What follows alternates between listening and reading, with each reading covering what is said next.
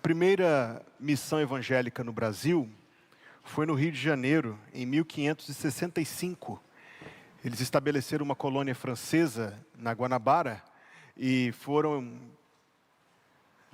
não muito amistosamente, convidados a se retirar de lá. E como eles não aceitaram o convite, eles foram enviados ao encontro de Deus pela missão jesuíta. Houve outras incursões protestantes no Brasil, mas elas foram ganhar espaço a partir do meio do século XIX, quando começaram a vir para cá muitos ingleses a convite do imperador para poder construir a estrada de ferro. No entanto, algumas provisões foram feitas. Por exemplo, eles não poderiam construir templos que tivessem aspecto de templo, o que criou entre os evangélicos no Brasil uma cultura de construir templos com cara de comércio ou caixote ou outra coisa assim, que não seja propriamente um templo. Foi só depois que eles foram ter liberdade de construir templos característicos. Ainda durante os primeiros anos, a proibição era tal que não se podia fazer culto, liturgia em língua franca. Então, havia ali colônias inglesas que faziam cultos em inglês, assim como começaram a vir luteranos da Alemanha fazendo cultos em alemão no Espírito Santo, no estado do Paraná, na região sul do Brasil, de maneira geral. Mas o fato é que, à medida que as décadas, os anos foram passando, foi havendo alguma flexibilização dessas restrições. E aí, já em 1860, já tinha alguns trabalhos sendo feitos em português. Havia igrejas evangélicas organizadas com convertidos brasileiros. Quando, sem querer entrar muito em história, eu pessoalmente gosto muito de história, então quando eu falo de coisas históricas eu posso me prolongar mais do que convém. Então, tentando ser objetivo. Quando acabou a Guerra Civil lá nos Estados Unidos, muitos deixaram aquele país e fizeram colônias, como você tem em São Paulo, a cidade de Americana, o nome é bem sugestivo, né? Porque eles tinham vindo dos Estados Unidos para poder fazer sua colônia aqui, e aí vieram os primeiros batistas, depois vieram os missionários. E assim foi que o trabalho evangélico foi ganhando espaço no Brasil. Os evangélicos, o protestantismo, a fé evangélica no geral, trouxe muitas coisas para o Brasil. Culturas, educação sobretudo. Inicialmente, a maior parte das pessoas evangélicas eram pessoas de classes altas, por causa do reduto mais educado e aculturado mesmo. O próprio Olavo Bilac, que não era crente, frequentava a igreja presbiteriana no Rio de Janeiro para ouvir a pregação do reverendo Américo Reis, que era um homem de notável erudição.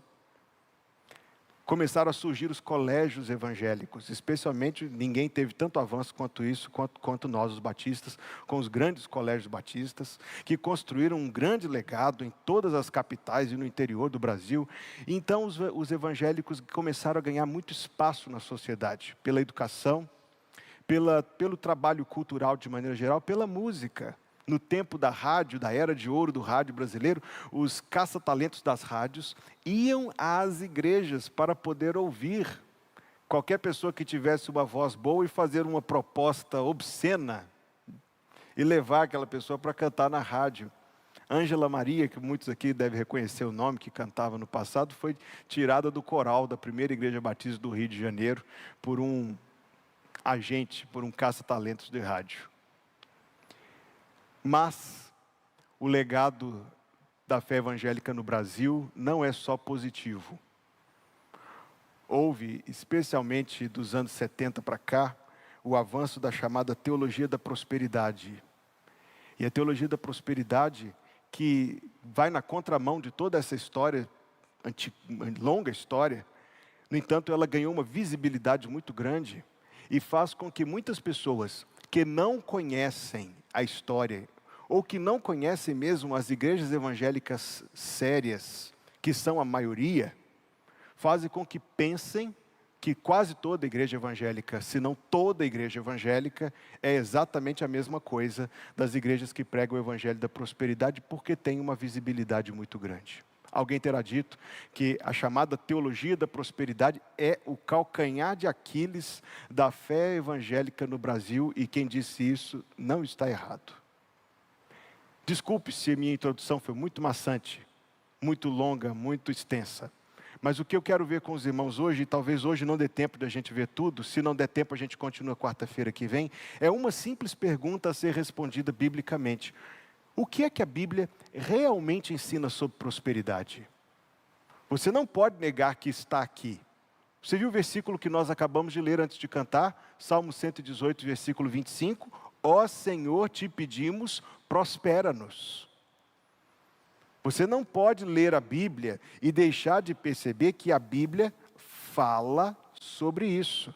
Bem-aventurado o homem que não anda segundo o conselho dos ímpios, não se detém no caminho dos pecadores, não se assenta na roda dos escarnecedores, antes tem o seu prazer na lei do Senhor e na sua lei medita de dia e de noite, pois será como a árvore plantada junto a correntes de águas, que dá o seu fruto na estação própria, cuja folhagem não murcha e, o quê? Tudo quanto fizer prosperará. Você não pode se esquecer, como na mensagem que o irmão Ravi trouxe domingo passado, ele citou o texto de Josué, capítulo 1, versículo 8. Todos nós sabemos a parte do ser forte e corajoso no versículo 9. Mas um pouquinho antes está dito assim: faze tudo conforme está escrito no livro desta lei, porque então farás prosperar o teu caminho. Então farás prosperar o teu caminho. Você não deve se esquecer de que o que confia no Senhor prosperará, diz Provérbios 28, versículo 25. Ou seja, a teologia da prosperidade, ela está bem munida de versículos para se aparentemente justificar. Muito embora eu sei que eu estou me dirigindo aqui a um grupo de cristãos maduros e que conseguem entender que, na verdade, o que ela faz é uma coisa diabólica, porque ela pega coisas deste mundo que são passageiras e coloca um sinal de igual entre os propósitos de Deus e coisas deste mundo, como se tudo que Deus tivesse para nós fossem coisas deste mundo. Coloca Deus a serviço de uma percepção muito egoísta e materialista de bem-estar sobretudo. Coloca Deus a serviço disto, e muito embora tenha o nome de Evangelho da Prosperidade, não tem nem prosperidade nem Evangelho. É uma contradição de termos. Não se esqueça, eu já citei isto aqui, que um doutor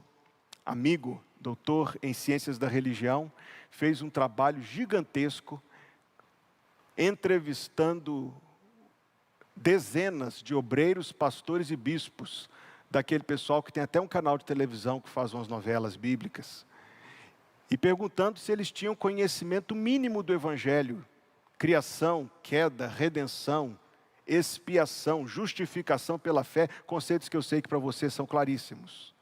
E encontrou bispos dessa denominação, sem certeza da salvação, sem compreensão do propósito da morte de Cristo, sem nenhuma doutrina clara sobre o nascimento virginal, sobre a literalidade dos milagres, sobre a literalidade da ressurreição, sobre a inspiração da Bíblia.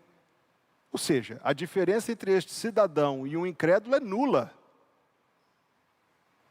Muito embora seja um bispo desta grande denominação pseudo-cristã. E eu não tenho vergonha de dizer pseudo-cristã.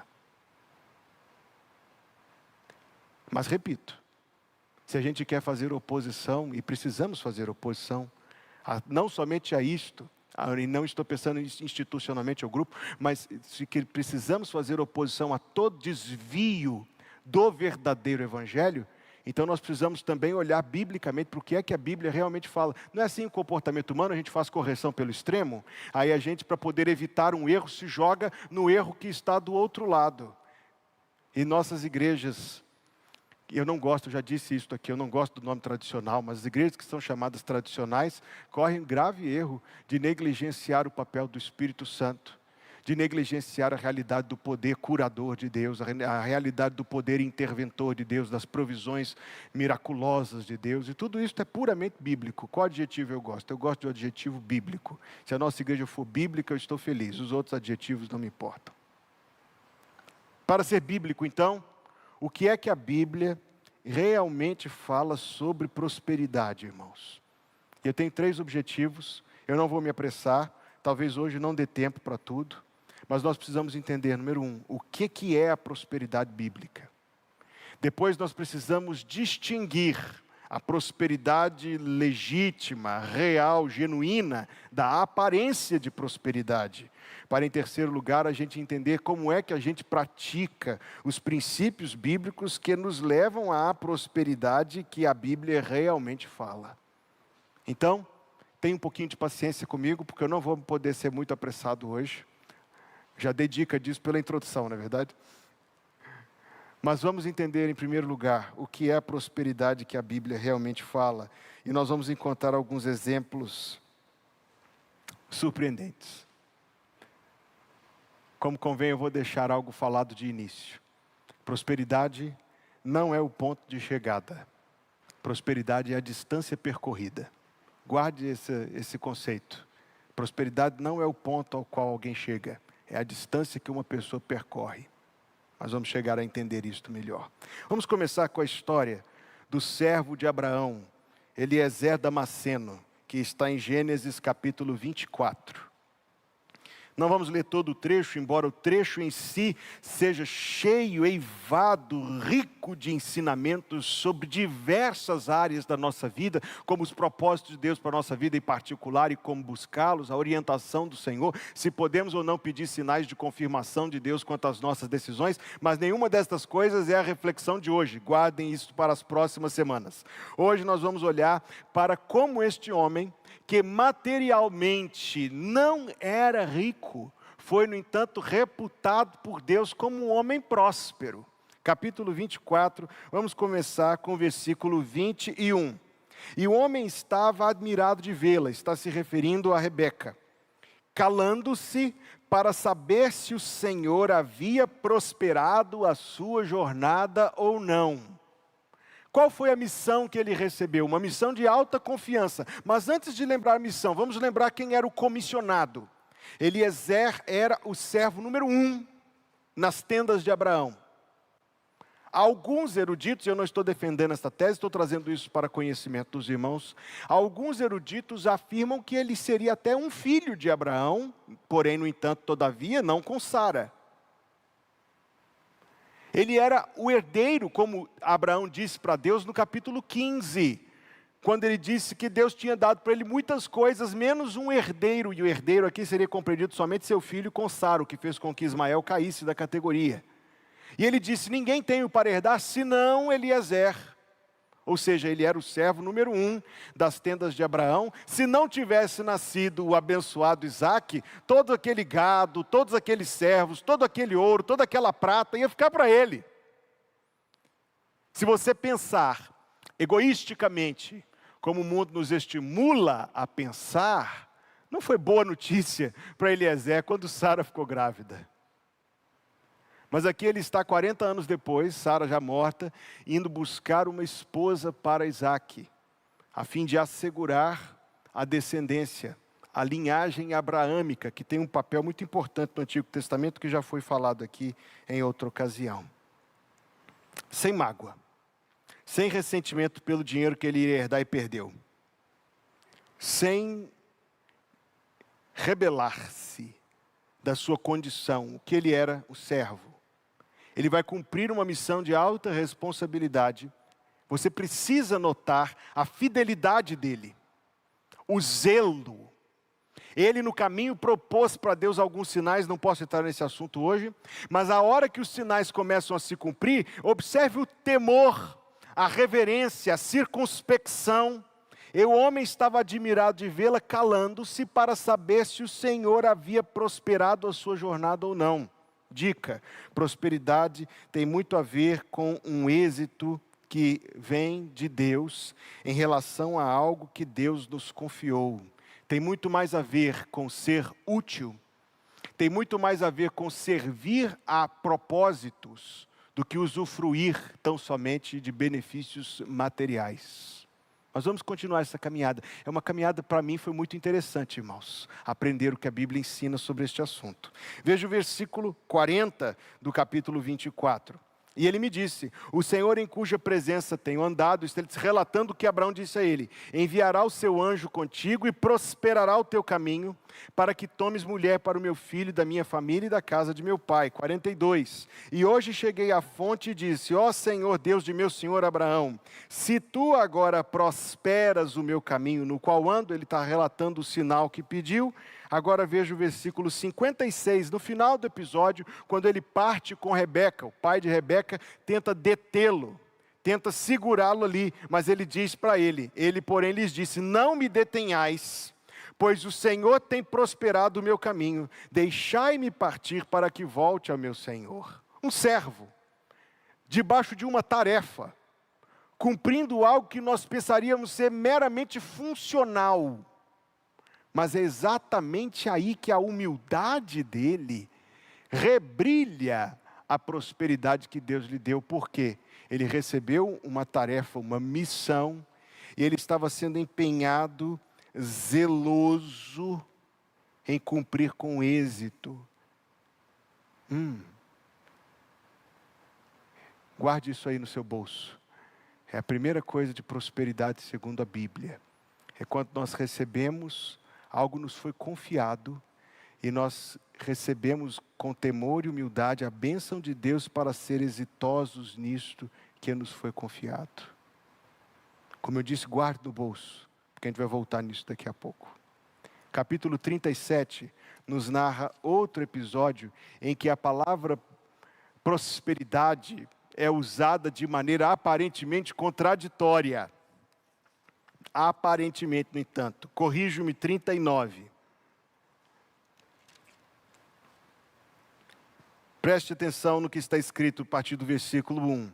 E José foi levado ao Egito, e Potifar, oficial de Faraó, capitão da guarda, homem egípcio, comprou-o da mão dos ismaelitas que o tinham levado lá. Qual era a posição dele na casa de Potifar? Ele era o dono da casa? Não. Potifar era o dono da casa e dele. Ele era escravo de Potifar. Ele era uma posse, algo que pertencia, como se fosse um objeto. Ele estava numa posição, meus amados, terrível.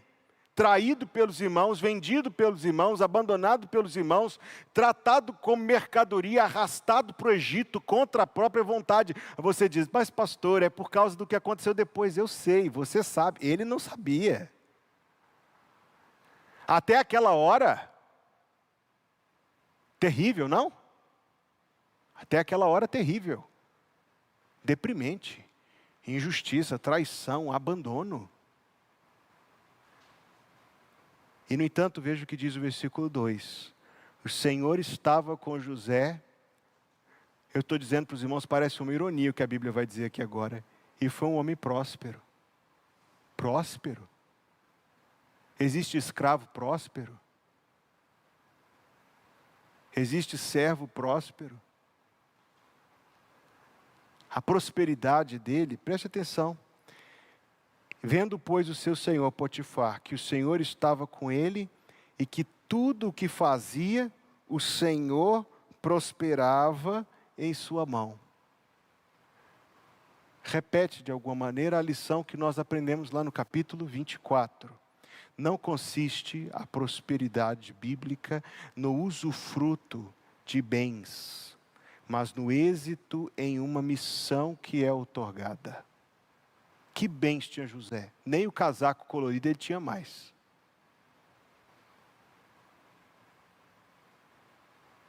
Mas daquilo que foi confiado a ele, ele conseguiu cumprir com zelo, com dedicação, e a bênção de Deus acompanhava os esforços dele. Veja o que acontece, porque isso acompanhava. Você sabe da história, a mulher de Potifar não era uma dona muito decente, aí nem também pessoa muito bacana, não, ela criou toda uma situação. No fim da situação, José se encontrou prisioneiro.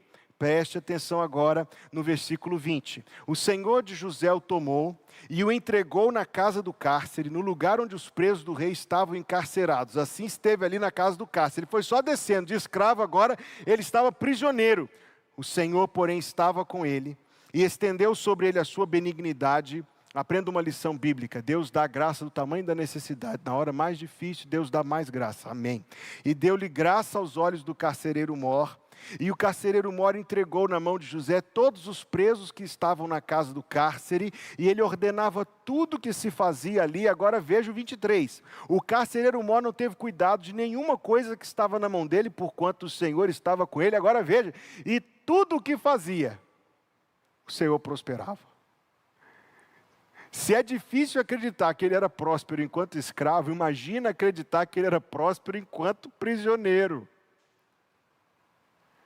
Mas será que a gente já está começando a enxergar que a pessoa próspera não é necessariamente a pessoa que obtém o usufruto de bens ou de ganhos pessoais, mas a pessoa que é exitosa naquilo que lhe foi confiado? Eu vou repetir isso aqui, irmãos, igual água mole. A gente precisa entender. Isto é praticamente o cerne do que a Bíblia realmente ensina sobre prosperidade. Não consiste necessariamente no usufruto de bens materiais. Nós vamos ver o exemplo de Neemias agora em seguida que prova isto. Mas consiste em êxito naquilo que foi confiado à sua responsabilidade, ao seu zelo, ao seu cuidado.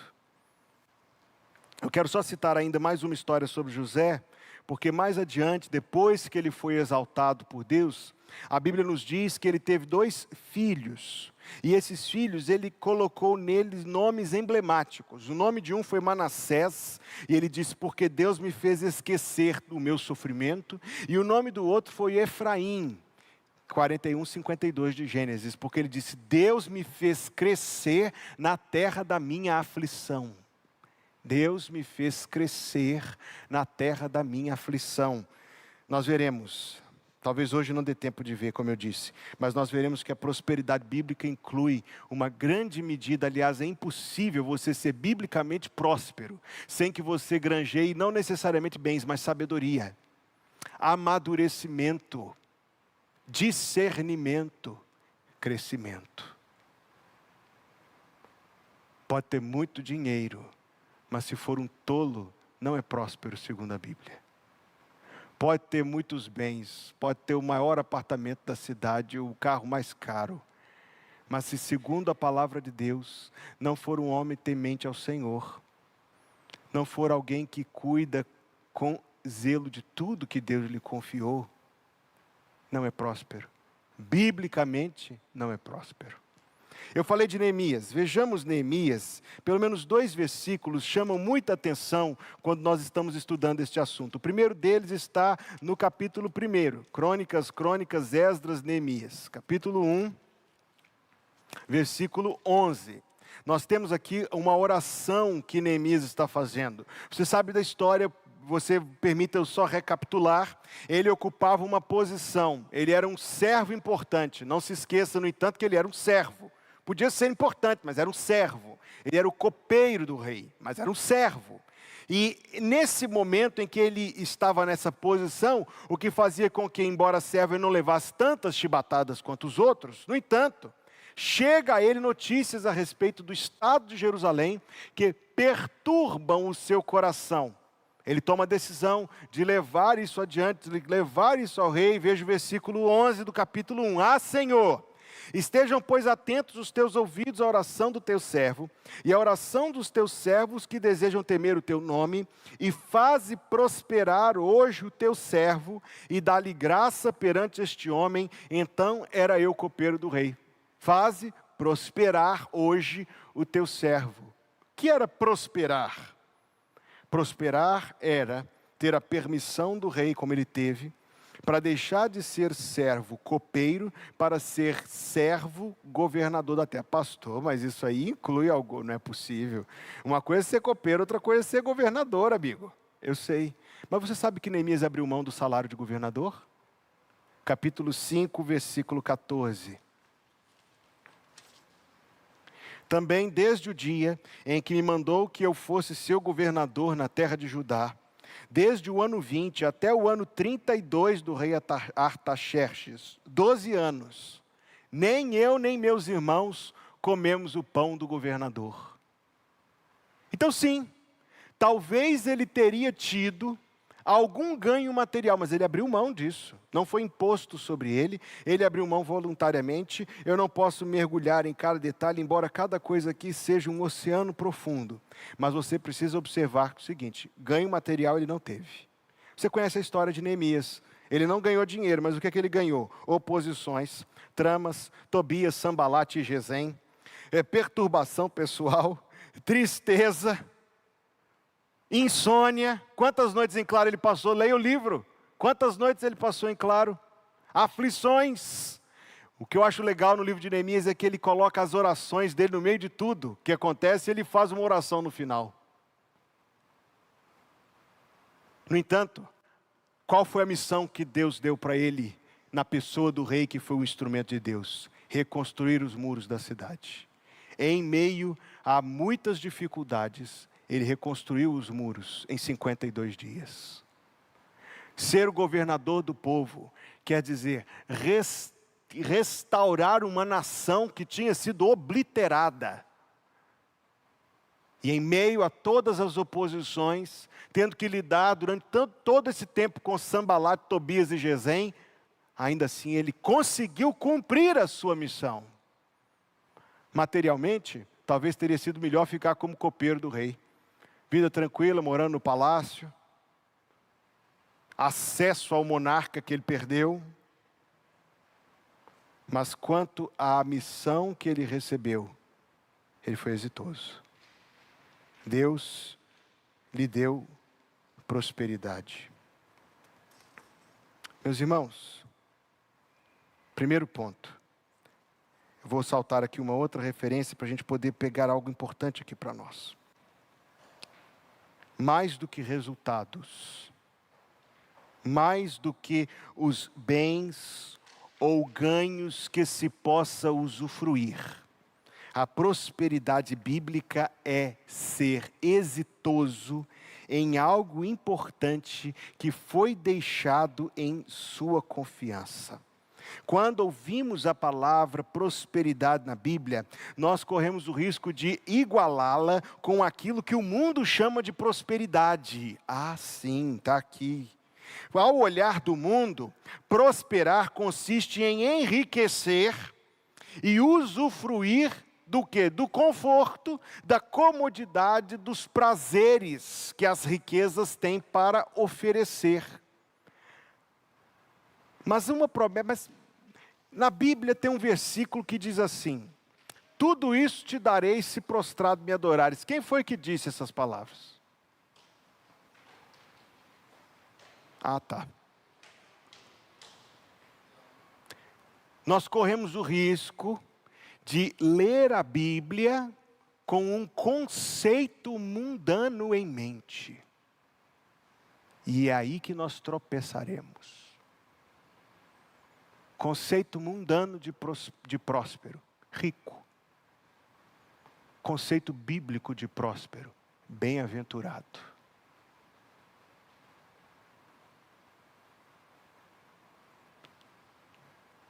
Faço um contraste de duas pessoas. Uma que eu conheci e outra que eu não conheci, mas era um famoso aí. Esse exemplo negativo era um homem muito rico.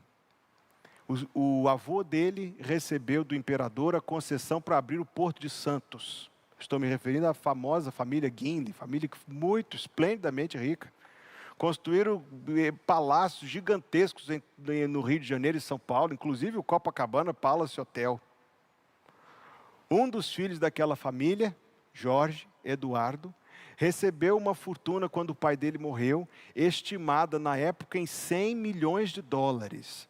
Agora, 100 milhões de dólares é muito dinheiro hoje, mas em 1950 e alguma coisa, 100 milhões de dólares era uma coisa assim, faraônica. Faraônica. Este homem, ele é relativamente conhecido, já morreu em 2004, mas é relativamente conhecida a história dele. Ele se orgulhava de nunca ter trabalhado um dia na vida. Talvez você esteja reconhecendo a história agora. Ele se orgulhava de nunca ter trabalhado um dia na vida. Diz ele que namorou com Rita Hayworth, com Marilyn Monroe, com Greta Garbo e outras famosas da época lá.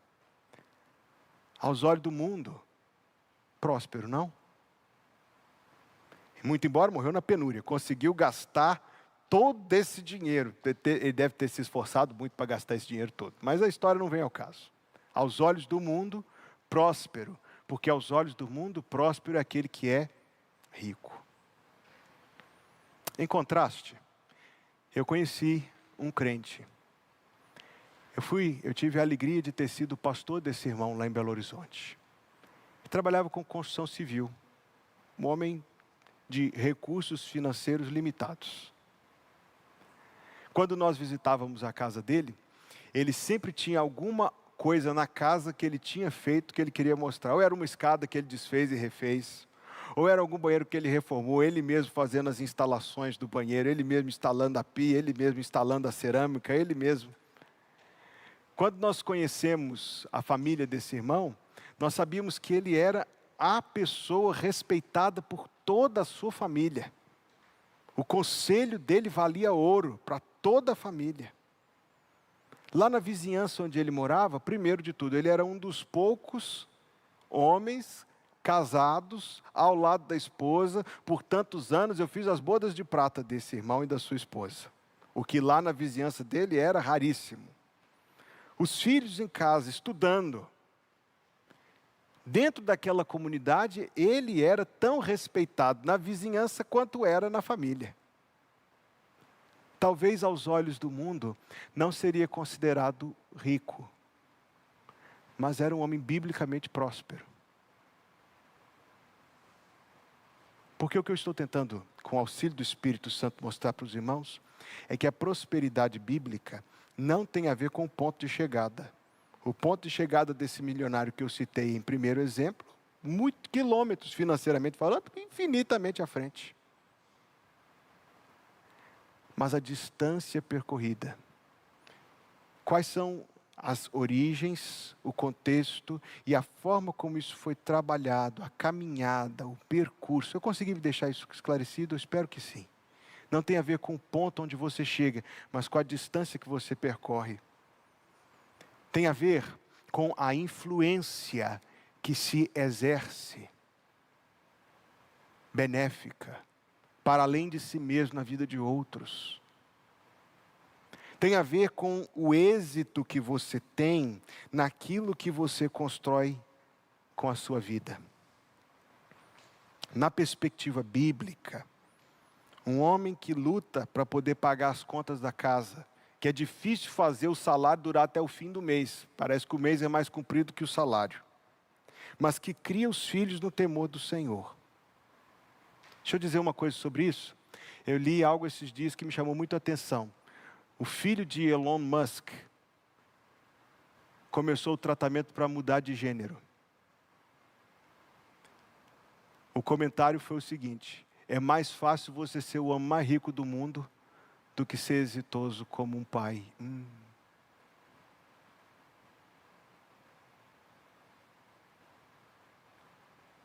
Você me dirá, não se resume nisso. Eu sei que não. Mas você também não pode negar que mesmo que parcialmente válido, é parcialmente válido.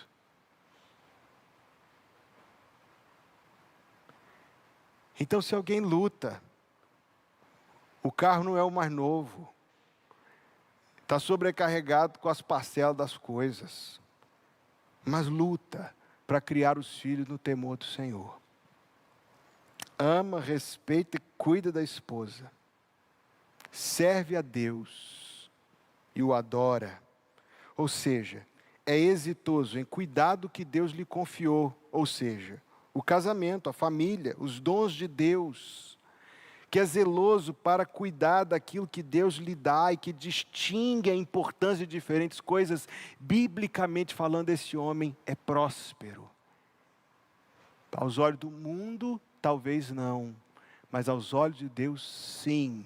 Permita-me repetir, no dicionário errado do mundo, próspero significa rico. No dicionário certo de Deus, próspero significa bem-aventurado, abençoado, aprovado por Deus. Uma mulher, e parece que isto está assim, muito forte no nosso tempo, mas uma mulher que é uma mãe de tempo integral. O mundo diz que isso é uma loucura, não é verdade? O que o mundo diz para as irmãs é que isso é um absurdo. Mas uma mulher que é tão somente, não direi isso não, uma mulher que é uma mãe de tempo integral, à luz da palavra de Deus, é uma mulher ditosa. Não é isto? À luz da palavra de Deus, ela é uma mulher felicíssima. Enquanto a meramente próspera segundo o mundo, que para construir uma carreira negligencia o casamento, a educação dos filhos, para poder fazer um nome lá fora, deixa de cuidar daquilo que Deus colocou na sua confiança, esta mulher pode conseguir muita visibilidade e construir um patrimônio, baita de um patrimônio. Mas eu não sei se Deus a considera um sucesso. Porque, biblicamente falando, está ensinado lá na carta de Tito, Que as mulheres mais velhas, mais maduras, mais sábias, mais experientes, ensinem as mais novas o quê? A amarem os maridos, a educarem os filhos, a serem boas donas de casa. Não sou eu que estou dizendo isso não, meus amados irmãos. Eu sei que esse versículo é um dos versículos que o nosso tempo mais detesta, mas não sou eu, é Deus que fala assim. A fim de que a palavra de Deus não seja blasfemada. Não, a Bíblia não proíbe em nenhum lugar. A mulher de Provérbios 31 era mulher agitadíssima, fazia de tudo, empreendia e tudo mais. A Bíblia não proíbe essas coisas.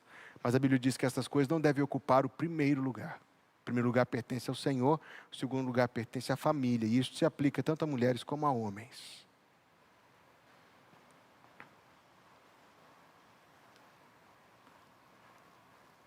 Deus considera um sucesso. E Deus considera abençoado, próspero, aquele que consegue cuidar, na dependência de Deus, é claro. Consegue cuidar, na dependência de Deus, de tudo que Deus deixou em seu cuidado. Não é ir mais longe do que o outro. Nem tampouco, porque eu preciso qualificar o que eu disse antes. Tão somente a distância percorrida, mas como a distância foi percorrida. Porque para Deus conta não só o que fazemos, mas por que fazemos e como fazemos. Pode ser que, de acordo com a Receita Federal, determinado cidadão não seja o mais próspero do mundo, não. A declaração é simples e enxuta. Mas a Receita Federal está errada. Se na avaliação de Deus, que considera a prosperidade como algo total, se na avaliação de Deus a prosperidade for uma verdade na vida dessa pessoa, esta é a única avaliação que de fato conta. Haverá um grande sucesso nesse mundo. Aos olhos de Deus será reputado como um fracasso colossal.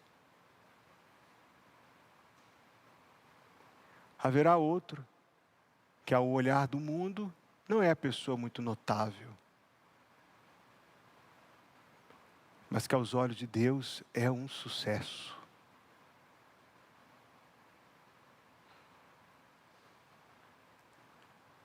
Porque aquilo que Deus considera em nossas vidas, não é somente essas coisas exteriores.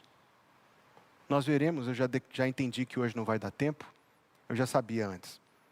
Nós veremos na quarta-feira que vem, então, se o Senhor permitir, que não há uma restrição bíblica quanto a prosperar materialmente em riquezas desse mundo, se isso for possível.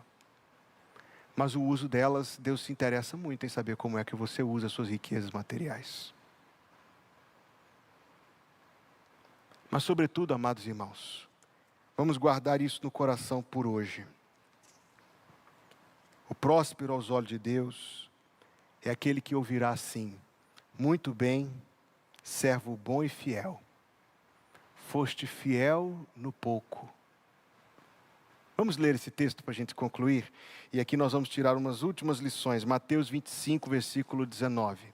Nós vamos tirar algumas lições de aplicação deste conceito que estamos construindo a partir da orientação da palavra de Deus.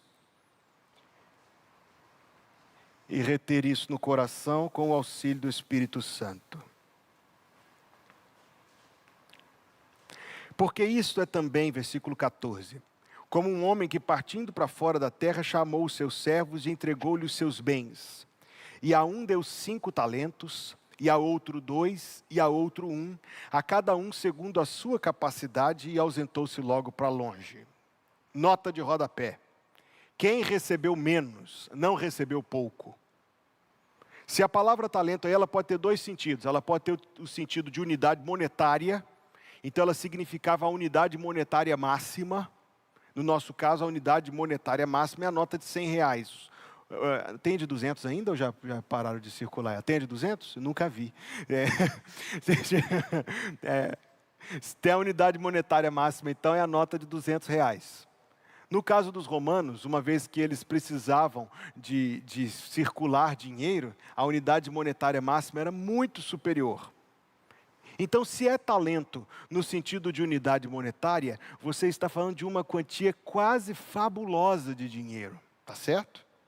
Agora, se era em unidade de medida, preste atenção, se era em unidade monetária, não era pouco. Mas se era em unidade de medida, você está falando de quilos e quilos e quilos de ouro. Quem recebeu menos, não recebeu pouco. Eu não sei se era unidade monetária ou se era unidade de medida. Eu sei que está claro que quem recebeu menos, não recebeu pouco. Entendeu? E tendo ele partido, o que recebera 5 talentos, negociou com eles, ou seja, assumiu o risco no peito. Negociou com eles e granjeou outros 5 talentos. O que ele fez com 5 talentos? Ele pegou 5, tinha mais 5, ou seja, no final da história ele tinha 10. O que ele fez com os 10? Observe o versículo 19. Então, muito tempo depois, veio o Senhor daqueles servos e fez contas com eles. Então, aproximou-se o que recebera 5 talentos e trouxe-lhe outros 5 talentos, dizendo, Senhor, entregaste-me 5. Ele deu os 5 que ele ganhou. O Senhor não sabia quantos talentos ele tinha ganhado. Se ele tivesse devolvido 8, ele ficava com 2. Fala, Senhor, toma aqui os teus 5, mais 3 que eu ganhei. Tem 2 para mim aqui no meu bolso. Ele pegou 5, ganhou 5, entregou tudo. Seja unidade monetária, seja unidade de medida, 10 talentos era muito mais dinheiro do que uma pessoa conseguia circular na mão dela a vida toda. Agora veja o que o Senhor disse para ele no final da história. Versículo 21. Seu Senhor lhe disse, bem está, servo bom e fiel. O que eram 5 talentos para o Senhor? Pouco. Sobre o pouco foste fiel. Sobre o muito te colocarei. Mas o muito aqui não são talentos.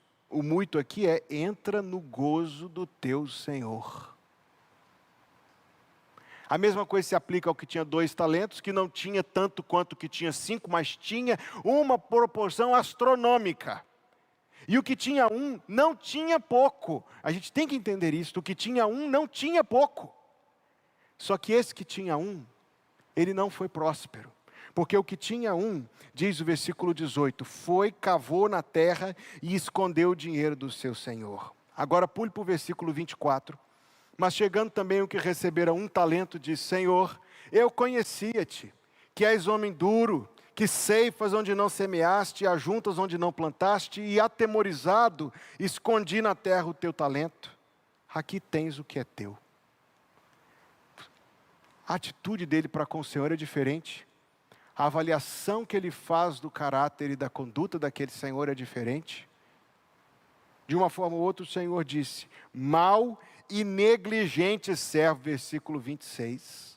Sabias que ceifo onde não semeei e ajunto onde não espalhei? Devias então ter dado meu dinheiro aos banqueiros, e aí a história prossegue. 2 Coríntios 5, versículo 9, todos nós compareceremos ante o tribunal de Cristo. Não para julgamento condenatório, se você é crente, Cristo já te livrou da condenação. Quem nele crê não é julgado. E quem nele não crê, já está julgado, porquanto não crê no nome do unigênito Filho de Deus, diz João 3,36. Não. O que nós vamos comparecer ante o tribunal de Cristo é para que Cristo pronuncie a avaliação dele da nossa vida. Então, o Senhor lidará com Hugo da seguinte maneira. Hugo, eu te confiei o cuidado, o zelo de minha serva Ana Luísa. Vamos começar por aí. Eu te confiei o cuidado da minha igreja Batista Plenitude. Eu te dei a guarda temporária de Lívia Maria, Maria Luísa e Helena Maria. Eu te dei um corpo para você cuidar dele. Eu estou me colocando aqui na linha do tiro, mas você também vai estar lá, tá certo? E eu prestarei contas das bênçãos que Deus confiou e da forma como eu cuidei delas. Quer ser próspero? Seja zeloso. Tenha temor de Deus. Seja cuidadoso com as bênçãos que Deus lhe tem dado. Nós vivemos no tempo do descartável. Quando o celular é novo, a gente coloca ele em cima do travesseiro com as duas mãos. Um objeto sagrado, né? E algum tempo depois te joga ele assim, e pá, e cai, e não sei o que e tal. A gente perde o cuidado com as coisas porque elas são descartáveis. E eu não vou me ater aqui a objetos, embora o nosso uso dos objetos seja indicador, ou pelo menos um indicador não muito preciso, mas mais ou menos exato de quão cuidadosos nós somos com as coisas em geral. Mas e com as coisas que não são descartáveis? E com as coisas preciosas que Deus nos confiou? Você quer ser próspero? Cuide das coisas que Deus tem dado a você. Ande no temor do Senhor. O Senhor te prosperará. Ele te declarou ao homem o que é bom. E o que é que o Senhor pede de ti? Senão que pratiques a justiça, ames a misericórdia e andes humildemente com o teu Deus. Eu não consigo pensar, senão que esse versículo de Miqueias 6:8 nos dá bem direitinho o trilho que a gente precisa seguir para ser próspero segundo Deus. Que Deus nos abençoe. Pai, em nome de Jesus, muito obrigado, porque o Senhor nos trouxe aqui esta noite, nos reuniu na Tua presença, na companhia dos irmãos, para nos oferecer um pouco da Tua palavra para meditar. Dá-nos, ó Deus, o entendimento do que é a prosperidade segundo o Senhor, segundo a Tua palavra. Dá-nos, ó Deus, o entendimento da Tua vontade para a nossa vida e de como o Senhor quer que a gente cuide daquilo que o Senhor tem colocado em nossas mãos. Obrigado, Senhor, porque a Tua palavra muito nos ensina, mas que o Senhor nos dê um coração ensinável e a ajuda do Espírito Santo. Agora que o culto está terminando, Pai, que a Tua bênção nos acompanhe e que o Senhor seja conosco, conservando o nosso coração cheio do Teu Espírito, da Tua palavra, da alegria e da certeza da salvação. Que a graça de nosso Senhor Jesus Cristo, o amor de Deus, o nosso Pai Celestial, e a comunhão do Espírito Santo, seja conosco hoje e todos os dias, até o dia que o Senhor Jesus virá para nos buscar sobre as nuvens com poder e grande glória. Que assim seja em nome de Jesus, e o povo de Deus diz: amém. Amém.